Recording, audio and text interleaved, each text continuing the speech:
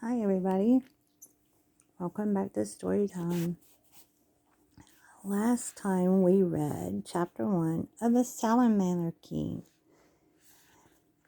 by Richard Perkins. And so tonight we're going to read chapter 2 of this book. And the book 1 is called Just Like Grandpa Taught Me. And it was copyrighted back in 2020 by the Brilliant Kids Book Publishing. Every child is brilliant in their own way. I like that quote, don't you? So like we like to say, gather your children, gather your blankets, your bears, and your yawns too. And let's all settle down because I have a story to read to you. And if you remember, Wayne is our little friend who talks to the animals, to the salamander and to the turtles and to the frogs and to the beavers. So let's see where Wayne in chapter 2 takes us. And I am so sorry for the movement. I promise to get the camera still.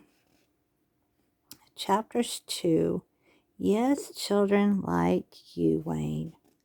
Let's see. Where were we, Salamander King? As Newton focuses back on his new friend. Remember, this is Newton. Whoops, sorry, there's Newton.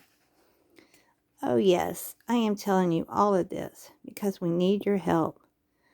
Will you help us? The noise in the air increases slightly, then a twig snaps loudly on the trail behind them, as if done on purpose. Newton, who can't see who or what made the noise, quickly wiggles underneath the leaf litter and disappears. Wayne turns to see a large adult beaver waddling down the trail towards him. Instinctively, he lurches back, knowing he should be afraid of a large beaver coming quickly right at him.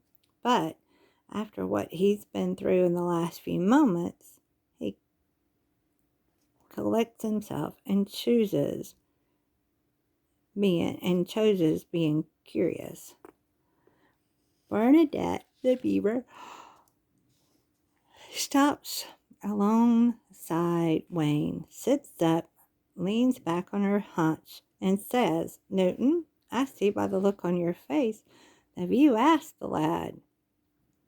Well, what's your answer, boy? Newton crawls slowly out of the leaf litter, stands up on his hind legs, and looks at Wayne. Wayne glances at Newton and then back at Bernadette with a puzzled look on his face.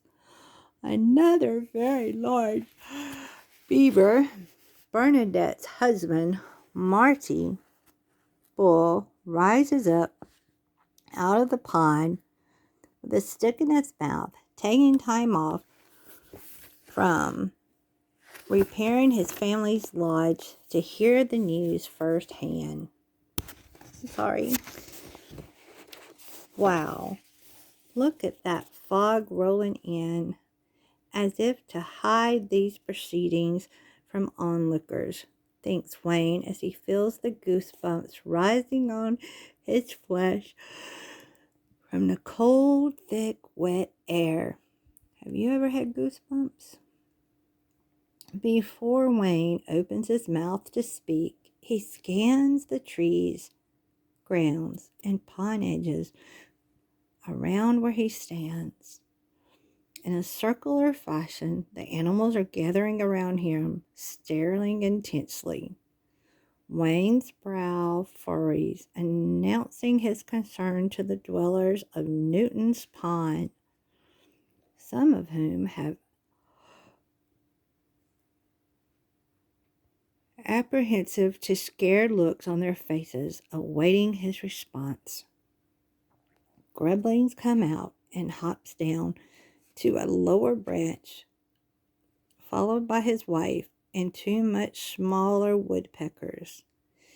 He has brought his family to meet me, thinks Wayne. His majestic and hundreds of all his amphibian brood have popped up along the shadow banks of the pond.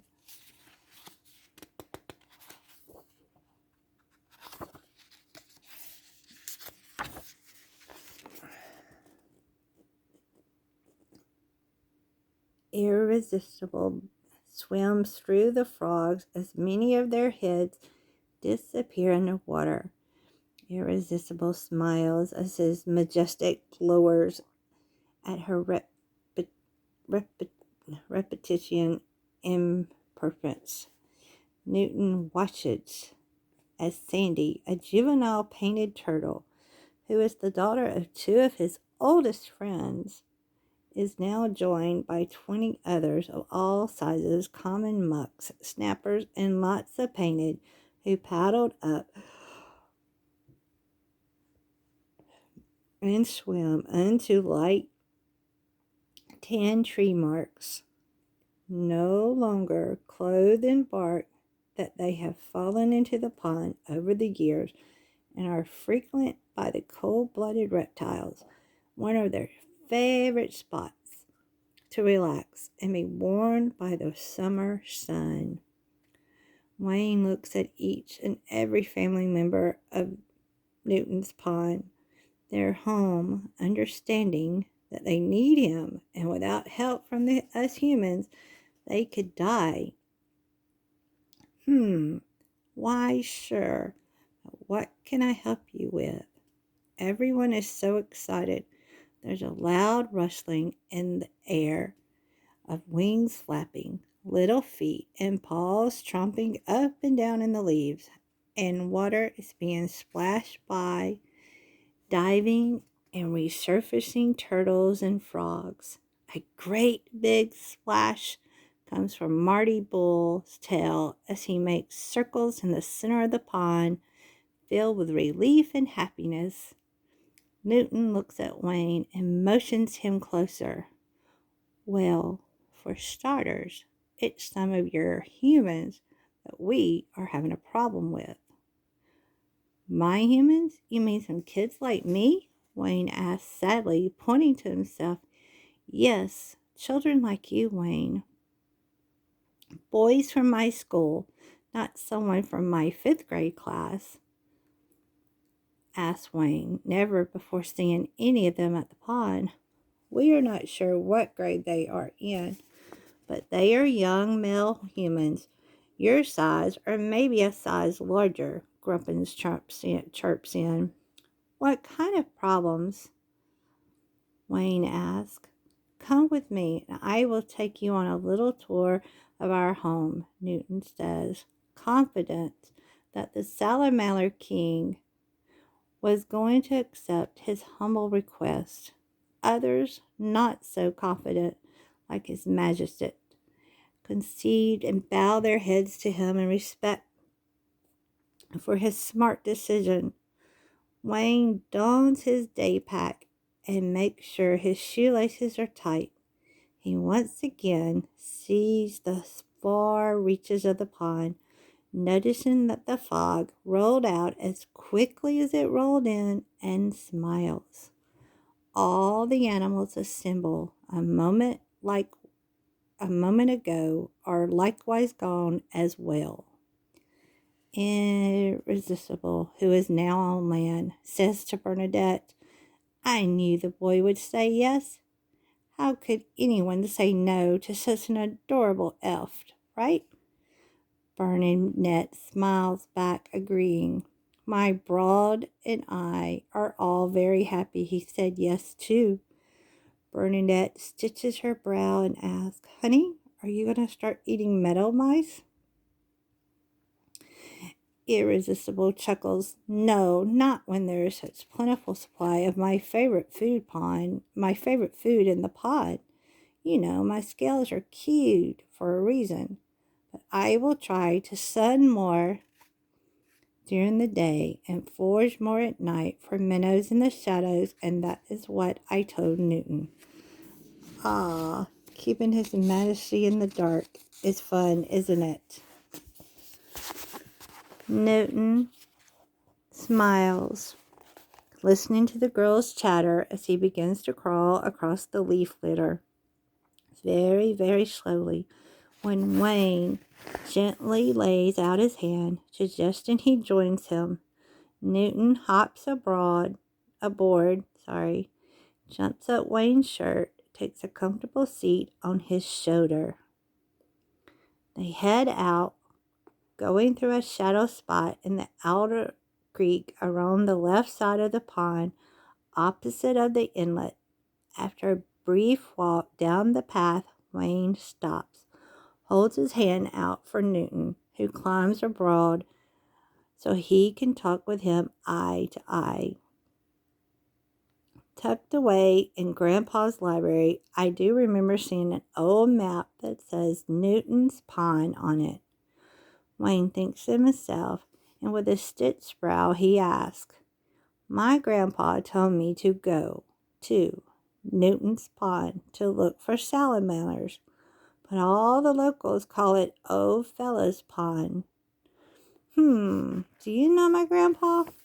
Newton, surprised and delighted, he put the two together, searches the young boy's eyes at the same time. He searches for the right answer, for the right now. It was called Newton's Pond, and to Mr. Feddoes, who indeed is a little odd but very nice, bought it some 20 years ago. And if you're wondering, yes, back then it was named after me, Wayne.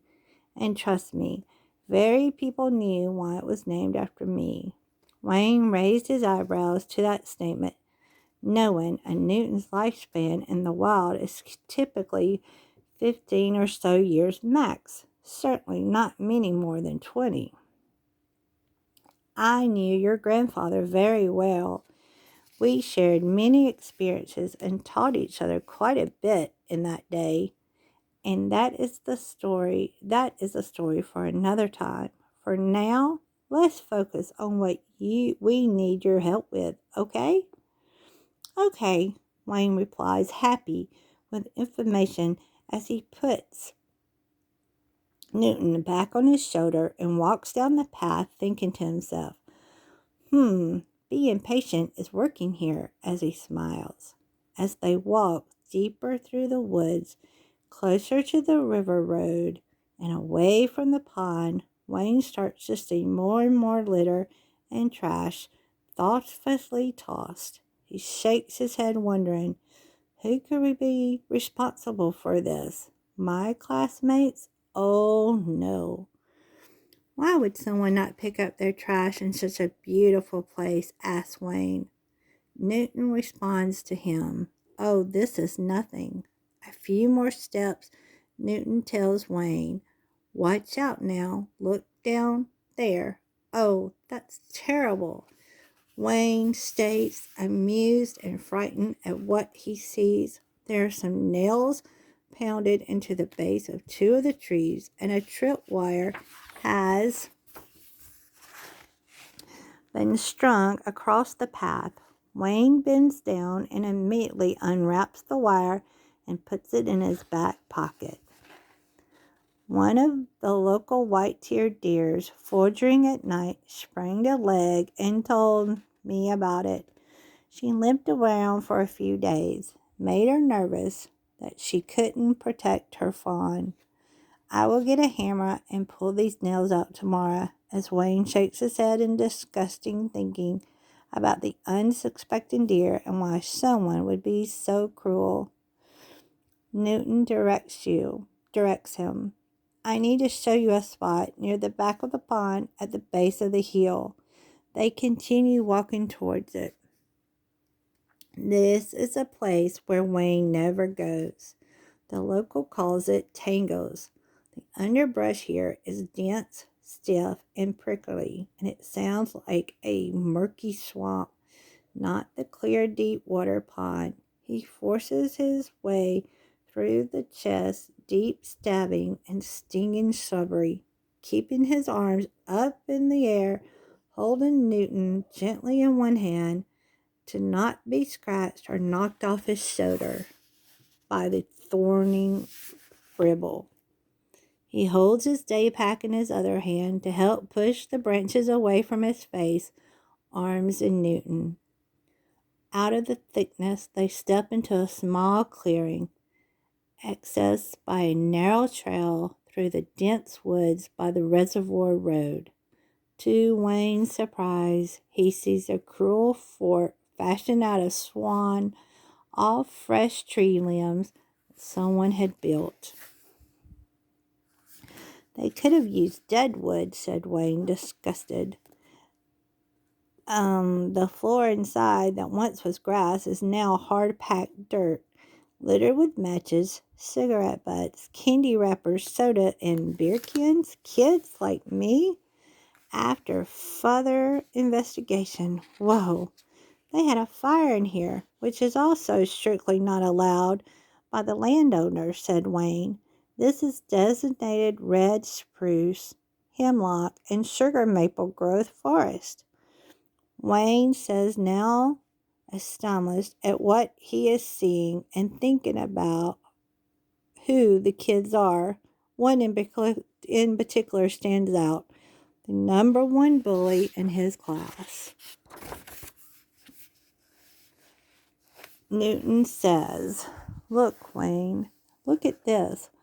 Walking around the shrubbery in front of the fort on the edge of the pond is filled with trash, fast food wrapping paper, and cartons, soggy cardboard boxes, and styrofoam garbage, soda cans, bottles, magazines, an old mattress, tires, old TV with a busted out glass screen, and more. It's obvious to Wayne that someone is using this spot as an illegal trash dump.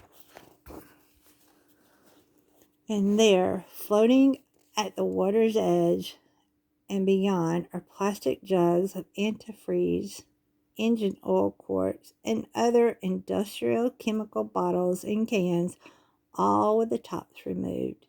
You can see the iridescent poison slick floating on the surface of the swamp, making its way into the pond. Wayne looks up the hill to where the reservoir road is and sees that this trash is hidden by the dense trees and shrubs.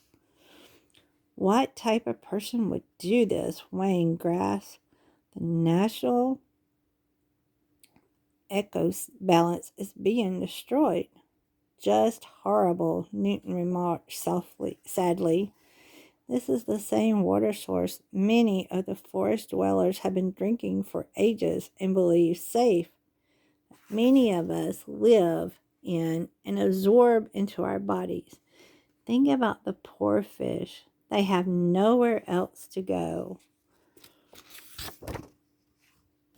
Wayne puts his green and gray day pack up against the nearest tree and gasps, thinking about something he just read. Amphibians, such as newts and frogs that live in water, have a permeable skin that absorbs these toxic materials. These poisons are concentrated and stored in their cells.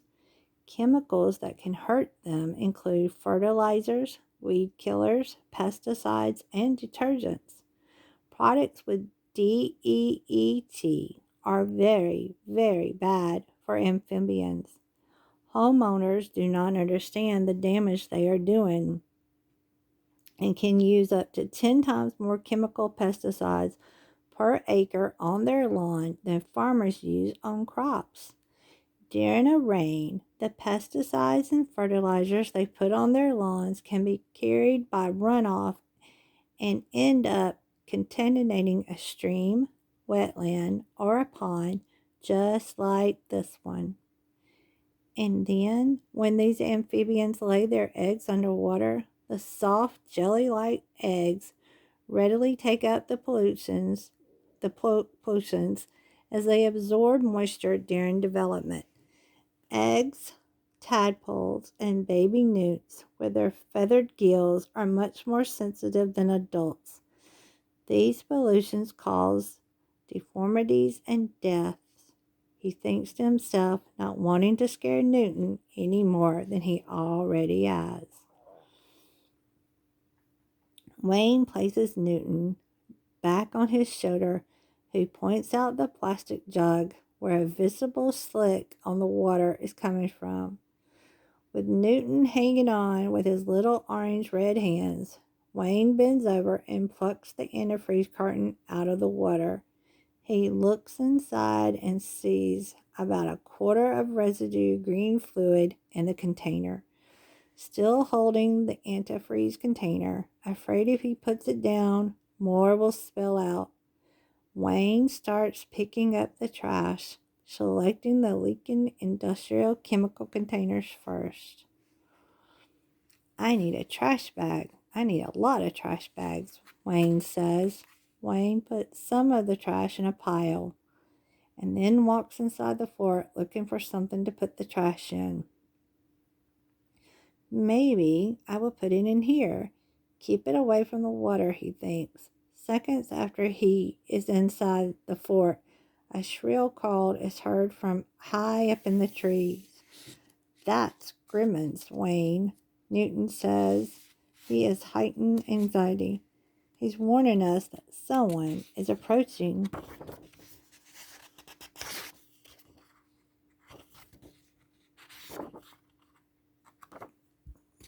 I'm sorry. There we go. With Newton still on his shoulder, Wayne rushes out the fort, puts the containers upright underneath a shrub, grabs his day pack, and hides in the tangle. Newton is wide-eyed and hanging on for dear life. Oh boy, I knew it. It's him, Wayne whispers. Who is him? Newton asks quietly. Wayne whispers back. It's Little Red, one of the meanest bullies in my 5th grade class, and he is with Danny, his older brother Butch, and I am not sure who the bigger kid is. As Wayne receives lower into the thicker bush, protecting Newton with his arms and hands at the same time. Wayne, thinking ahead, puts Newton on his knee and dons his day pack. He then puts Newton back on his shoulder, protected between the collar of his shirt and his neck. He wonders to himself, why are Danny and Butch with the bully, Little Red? The 4 of them go into the fort and sit down, and Little Red says to Butch, what happened to my tripwire? How do I know? I didn't take it down, Butch replies. Oh well, easy to put up another one. Hey, whip out the cigarettes, dude. I know you stole a fresh pack from your mom's purse, Little Red tells Butch. Yeah, give me one too, Danny says. Nah, you're too small, the older boy replies, as in an insulting, demanding, controlling way. And it isn't that what bullies are all about. And isn't that what all bullies are about? Wayne thinks to himself, listening in and being disgusted by it all. Am not, Danny retorts back, acting tough. Wayne's grandmother just last year had a stroke and then died of lung cancer. Wayne remembers her coughing spells and finally quitting after smoking for 40 years. And it was just too late. He still misses her smart advice, wonderfully amusing stories, and her amazing homemade cherry, apple, and pumpkin pies. As the kids light up, the oldest boy watches Danny, who inhales, exhales, and doesn't cough. He nods his head to Danny and to the other boys, giving Danny his much sought-after peer encouragement to smoke cigarettes at 10 years old. Wayne, seeing this, can't help but to flash back on his research when Grandma was very sick. Wow, almost 800,000 middle school kids start smoking tobacco every year in America, and here are 4 of them right here. Wayne feels sad, and then he shakes his head, gets mad, loses it, and blurts out, "None of you kids should be smoking cigarettes," as he stands up out of the underbush just a few yards from the fort. Newton, jolted by the quick move, grabs a hold of Wayne's shirt collar. He is nervous that the other kids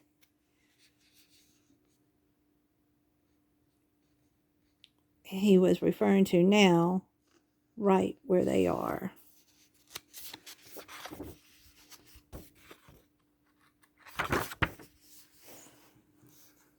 "And you shouldn't be throwing your trash in the pond either," he adds, now saying uh-oh to himself, and Newton, who just shakes his head, agreeing with the uh-oh. The four boys look at each other, wide-eyed and dumbfounded. "Oh, yeah?" The now evident taller, black-haired leader of the group stands and responds as he turns to the gang of misfits. "Well, who is this little do-gooder jerk?" as he looks at Danny. "You know him?" "Hey, Danny, isn't he in your class?" Butch asks, who knows who Wayne is. "He's one of your friends," the older boy asks. "No way, dude, that's Wayne," Danny mocks. "He's the idiot kid in my class that catches snakes and then lets them go.